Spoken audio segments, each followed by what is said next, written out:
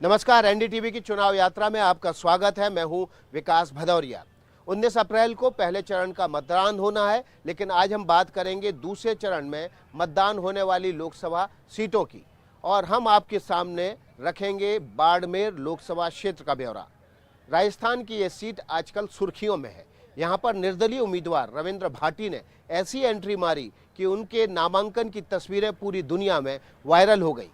यहाँ पर मुकाबला बेहद दिलचस्प हो गया है। बीजेपी ने यहाँ से केंद्रीय मंत्री और सांसद कैलाश चौधरी को फिर से टिकट दिया है, तो वहीं कांग्रेस ने उम्मेद राम को चुनाव मैदान में उतारा है। वे दिल्ली पुलिस में कांस्टेबल हुआ करते थे।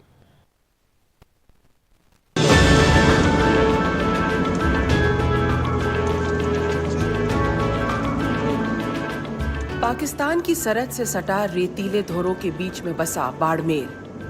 रेगिस्तान के सारे चुनावी रंग यहाँ देखने को मिलते हैं।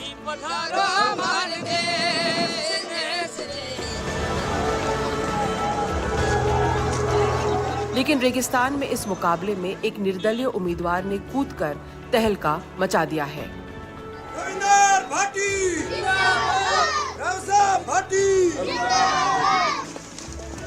यह है रविंद्र भाटी और इलाके में इनकी धूम है। युवाओं में क्रेज है, लोगों की जुबान पे इनका नाम है। वो फिलहाल बाड़मेर में शिव से निर्दलीय विधायक है और अब युवाओं के हुजूम के साथ लोकसभा की इस सीट पर सबको चुनौती दे रहे हैं।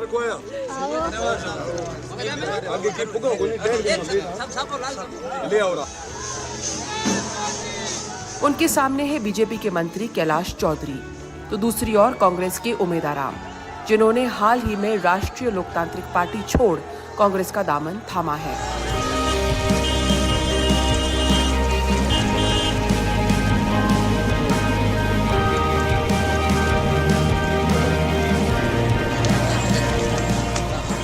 ये देश का दूसरा सबसे बड़ा लोकसभा क्षेत्र है।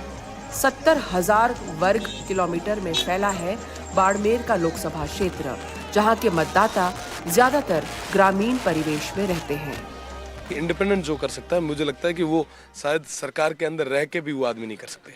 निर्दलीय पक्ष और विपक्ष के बीच की एक धुरी होती है और मैं विश्वास के साथ कह सकता हूँ कि जितनी मजबूती से सदन के अंदर निर्दलीय अपनी बात रख सकता है, उतनी मजबूती से पक्ष और विपक्ष के लोग भी नहीं रख सकते। सोशल मीडिया पे रविंद्र भाटी के 22 लाख फॉलोअर्स हैं।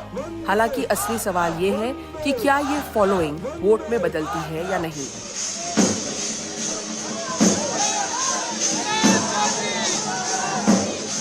कैलाश चौधरी मौजूदा सांसद हैं और मोदी जी के नाम पे वोट मांग रहे हैं। आज प्रधानमंत्री जी के आप सभी निश्चित रूप से दिलों में बसे हुए हो और प्रधानमंत्री जी आपके दिलों में बसे हुए हैं और इसीलिए मोदी जी कहते हैं कि आप सभी मेरे परिवार के सदस्य। वो रविंद्र भाटी को चुनौती नहीं मानते हैं।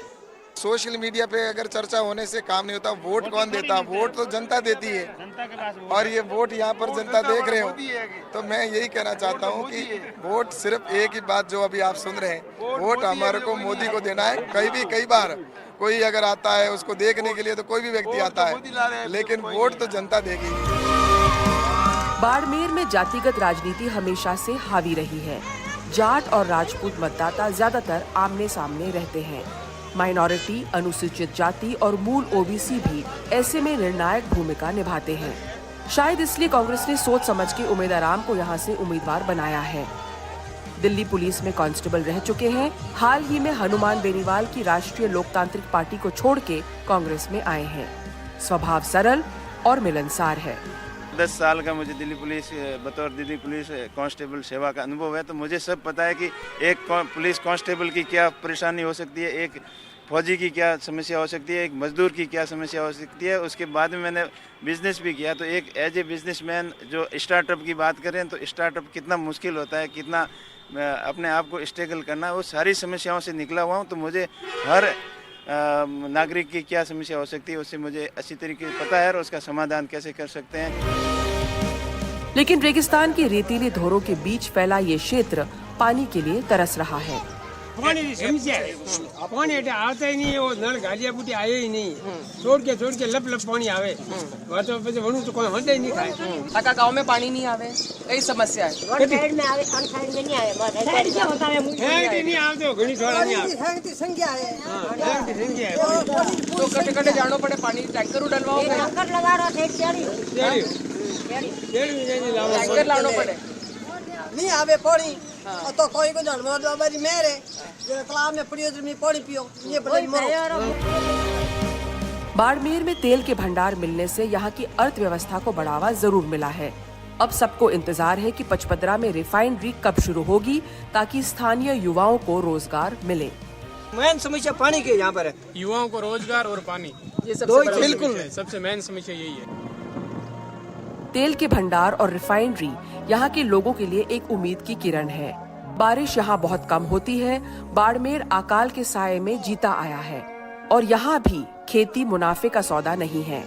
खेती बाड़ी वाला तो घणे वे बीज नहीं वे कोई, तो कई करो, फिर मजदूरी करो, मजदूरी कर सर, कटे जाओ, मजदूरी करो, उन्होंने पैसे ना बढ़िया जाओ, बढ़िया जाओ, दूरो जाओ बटो। हाँ सर।